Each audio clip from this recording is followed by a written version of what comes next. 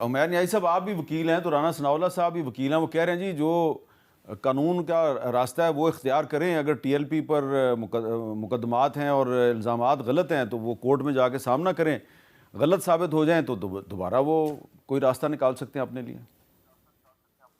देखिए, ये कहना तो बिल्कुल बहुत आसान है। हम तो ये फिर बात कर रहे हैं कि जैसे हम किसी वेस्टर्न डेमोक्रेसी में बैठे हैं, वहाँ जुडिशल डिस्पेंसेशन परफेक्ट है, हम उस तरह की एवेल्यूएशन पे बैठे हैं। हमें खुद पता है कि 26वीं आईनी तरमीम या इवन उससे पहले किस तरह से केसेस बनते रहे, किस तरह से केसेस प्रोसिक्यूट होते हैं, किस तरह की एविडेंस पे लोगों को सज़ाएं दी जाती हैं। देखिए, इस वक्त तो खुद ही प्रोसिक्यूशन सरकार है, सरकार ने ही मुकदमा बनाया है, सरकार खुद मुकदमे में खुद एक तरफ से टीएलपी को तो अभी मौका नहीं मिल रहा, उनका तो मौक़िफ़ सामने नहीं आ रहा, वो उन्हें मुलजिम बनाएगी। देखें, पहले भी इस तरह के केसेस चलते रहे, मॉडल टाउन ऑनवर्ड्स लेके। देखें, ऐसे केसेस का क्या फेट बनता है, अल्टीमेटली लिंगर ऑन ही होते हैं। मगर बात यह है कि आप इस वक्त कौमी धारे से आप खुद देख रहे हैं कि वोट बैंक में, देखें आपने 2024 के फिगर्स दिए, 2018 में ये तीसरी बड़ी जमात थी, पीपल्स पार्टी को भी वोट वाइज काट गई थी, ठीक है। अब इस वक्त कैबिनेट का एवेल्यूएट करने का क्या सवाल था? आपने तो कर लिया कि मुतशद्दिद जमात है, इसकी एंटी टेररिज्म में इन्वॉल्व है, एंटी स्टेट एक्टिविटीज़ है।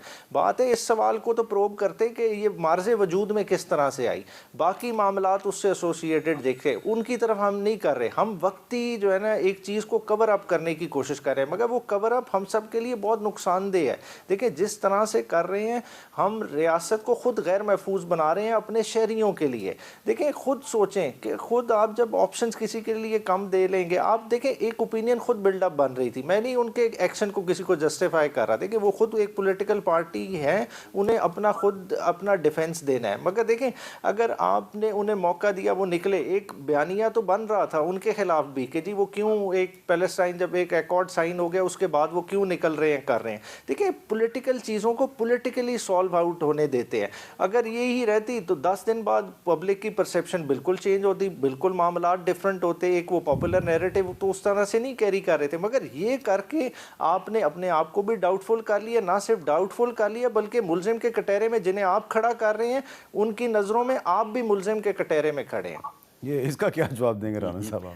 देखिए, बात यह है कि जो बात 2021 में दुरुस्त थी, और यही जो आज गवर्नमेंट का मौक़िफ़ है, जो गवर्नमेंट ने आज रेफरेंस जो है वो दायर किया है, जो गवर्नमेंट ने जिन एक्टिविटीज़ को जो है वो हाईलाइट किया है और बतौर एविडेंस पेश किया है, सेम यही चीज़ें थी जो 2021 में हुई और उसके बाद गवर्नमेंट ने जो है वो पाबंदी लगाई। अब सिर्फ इस बात के ऊपर कि जब हमने लगाई थी तो ठीक थी, और अगर अब दूसरी हुकूमत ने या किसी और जमात ने लगाई तो वो गलत है। ये मैं समझता हूँ कि ये भी सियासत में जो तरीक़ाकार है ये दुरुस्त नहीं। आप रूल ऑफ लॉ की बात कर रहे हैं, आप कह रहे हैं जी कानूनी रास्ता इख्तियार करें। तो कानूनी रास्ता इख्तियार करने वाले लोग जो हैं वो आज गए सुहेल अफरीदी साहब इस्लामाबाद हाई कोर्ट, उन्होंने कहा जी मेरी इमरान खान से डाला जेल में मुलाकात करवाएं। तो जो 3 जज साहिबान हैं, जस्टिस सरफराज डोगर, जस्टिस अरबाब ताहिर और जस्टिस मोहम्मद आज़म ख़ान, उन्होंने कहा जी आपको हम इजाज़त देते हैं, आप जाके मीटिंग कर लें। वो डाला जेल गए, उनकी मुलाकात ही नहीं हुई। तो यहाँ पे तो अदालत के 3 मेंबर बेंच के फैसले पे अमल दरामद नहीं होता, चीफ मिनिस्टर को मुलाकात की इजाज़त नहीं मिलती, तो कानूनी रास्ता कैसे लोग इख्तियार नहीं, करें? मेरी इन्फॉर्मेशन तो ये है कि वो वहाँ पे इधर इजाज़त लेके घूमते घामते रहे, तो उसके बाद बड़े आराम से वहाँ पे गया, तो जाते हुए वो मुलाकात का टाइम ख़त्म हो चुका था। चाहे वो लेट हो गए थे? हाँ, लेट हो गए, तो उन्होंने कहा कि जी आप कल तशरीफ़ ले आएं। आपने कहा वो घूमते घामते लेट हो गए। हाँ, तो लेट हुए ना, वो इन टाइम जा नहीं सके। जी उमैर न्याजी साहब, आपकी क्या इन्फॉर्मेशन है कि ये लेट होने की वजह से मुलाकात नहीं हुई? तो फिर तो जस्टिफाइड है वो। देखिए, अगर जुडिशल डिस्पेंसेशन प्रॉपर तरीके से हो और जज अपना ऑर्डर इम्प्लीमेंट कराना जानते हों तो वो इस जेल सुपरिटेंडेंट की सारी लेट निकाल देंगे और जेल सुपरिटेंडेंट को जगह नहीं मिलेगी कि मैं किधर छुपूँ, जो उसने आज ये हरकत की है। देखें, ये ना सिर्फ अदलिया की तौहीन की है, ये उससे भी बढ़ के काम किया है। देखें, एक कैटेगोरिकल ऑर्डर है, जब अडियाला के दरवाजे सुबह 7 बजे खुल सकते हैं तो क्या 5 बजे के बाद भी मुलाकात नहीं हो सकती? देखें, ये तो बड़ी ही, जो मैं समझता हूँ कि जो सुपरिटेंडेंट की तरफ से मुजरिमाना फेल है और इसकी जो है ना अदालत को बड़ा स्ट्रिक्ट नोटिस लेना चाहिए और इसको सज़ा देनी चाहिए। आप इस पे क्या कहेंगे राना साहब? देखिए जी, मुलाकात का टाइम जो है वो नोटिफाई है और 5 बजे कोई मुलाकात का टाइम नहीं होता। मुलाकात का टाइम मेरा ख्याल है सुबह 10 बजे से लेकर 2 बजे तक है।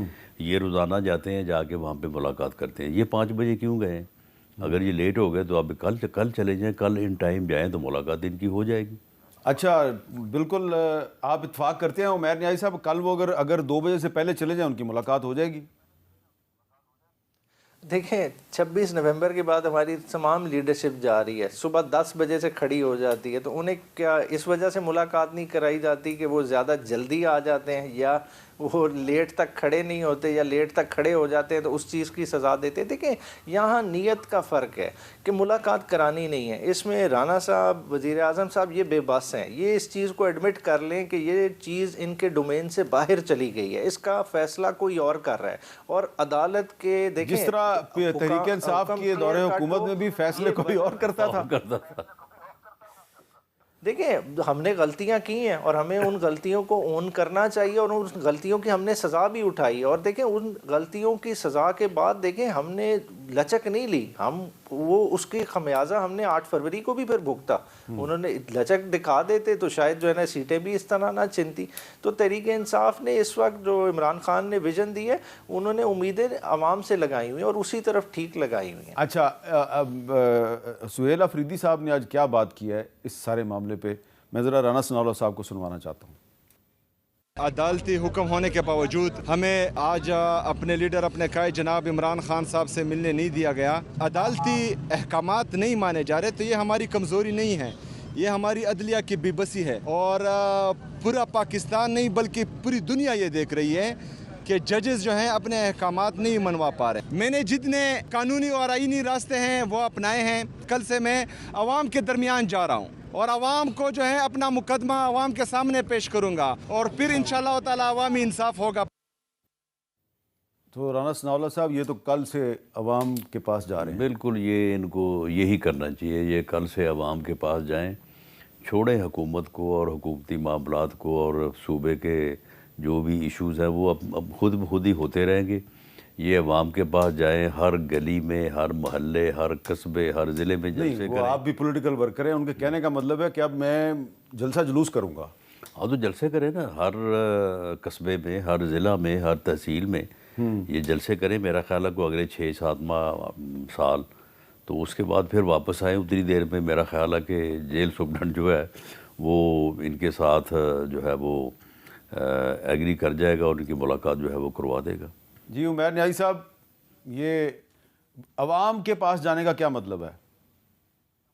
देखिए, सुहेल अफरीदी का आप कॉन्डक्ट देखें, बुनियादी तौर पे सबसे पहला क्या रास्ता था, उसने सियासी रास्ता खटकाया।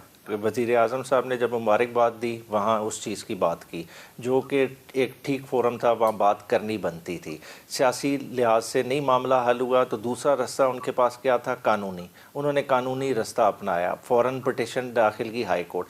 अब जब दोनों रेमेडीज़ फेल हो जाए, जब दोनों तरीक़ों से मामलात हल ना हो, तो तीसरा जो अब इखलाकी बचता है जवाज़, जो इखलाकी पहलू, वो यही है कि वो अपना मुकदमा आवाम के सामने रखे। और मेरे ख़्याल से यही बेहतरीन हल है। और इसमें ये नहीं यार कि देखें इसको हम ये लाइटली ले रहे हैं। देखें, हम अवाम की ताकत से ये असम्बलियों में बैठते हैं। हम आज समझें कि ये जलसा को मजाक है, अवाम के मैंडेट की नफ़ी करें। देखें, असल ताकत सरचश्मा अवाम है, अवाम की ताकत ही हमारी एग्जिस्टेंस जस्टिफाई करती है। तो ठीक है, अगर इधर अदालतों के नहीं माने जाते हुक्म तो फिर इस अवाम को ही फैसला करना पड़ेगा।